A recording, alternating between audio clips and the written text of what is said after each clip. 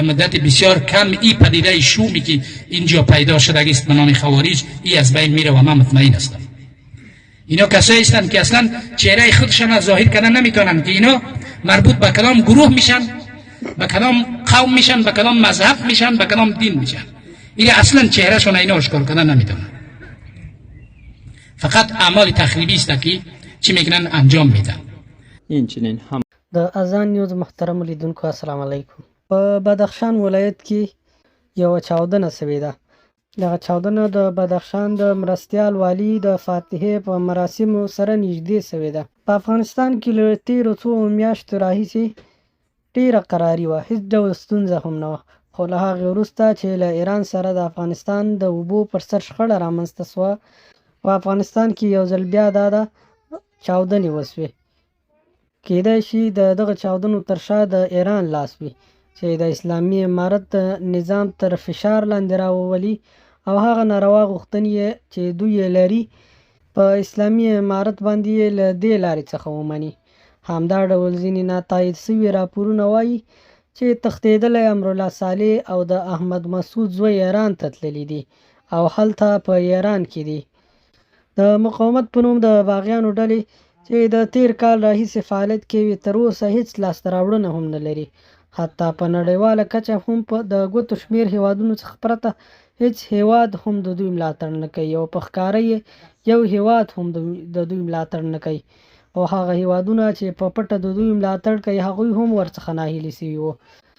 په بدخشان کې دغه چاودنه چې د فاتحې مراسمو سره نږدې شوي، تر اوسه یې د تلفاتو په اړه کره او دقیق خبرونه نشته. د فاتحې په دغه مراسمو کې د افغانستان د مسلحو قواو لوی درستیز قاري فصیح الدین فطرت وویل د بدخشان د مرستیال والي د وژنې عاملین به په خپلو سزا رسیږي. د افغانستان د وسلوال ځواکونو لوی درستیز قاري فصیح الدین فطرت د چهارشنبې په ورځ د بدخشان د مرستیال والي د جنازې په مراسمو کې له امنیتي ارګانونو وغوښتل چې عاملین یې وپېژني او د خپلو اعمالو پر سزا یې ورسوي. د بدخشان والي مرستیال نثار احمد احمدي د سې شنبې پر سهار د بدخشان ولایت مرکز فیض آباد ښار کې په یو موټر بم کې په شهادت رسېدلی و.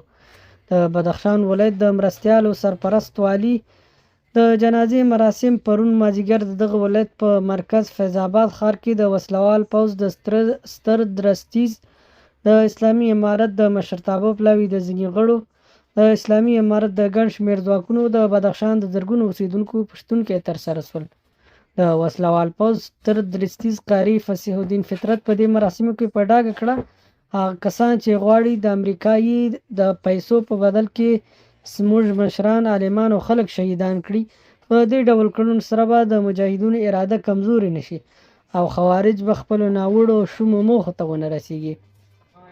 د وسلوال پوځ ستر درستیز د خپلو خبرو په یوه برخه کې وویل تاریخ ثابته کړې چې انګلیس، روس او امریکا په افغانستان کې په پوره سپکاوي ماته خوړې، خو خوارج او هغه کسان چې د هغوی پر نیابت زموږ پر شخصیتونو بچیانو د وژلو هڅې کوي باید وپوهیږي چې ممکن موږ نه وو او شهیدان شو، خو بهرنیان به په افغانستان کې بریالي نشي او په دې خاوره کې به د دې هیواد رښتیني بچیان د خپلو شهیدانو پر پل ږدي او څاري به. نوموړي دغه راز له کشفي، استخباراتي او امنیتي ځواکونو وغوښتل چې د بدخشان د خلکو د امنیت د خوندي کولو او خلک هم له خپل امنیتي ځواکونو سره همکار پاتې شي او امنیتي ځواکونو ته د شکمنو هڅو په هکله راپور ورکړي. هغه وایي په ډېر لنډ وخت کې به د خوارجو پټ مخونه وپېژندل شي او له منځه به لاړ شي.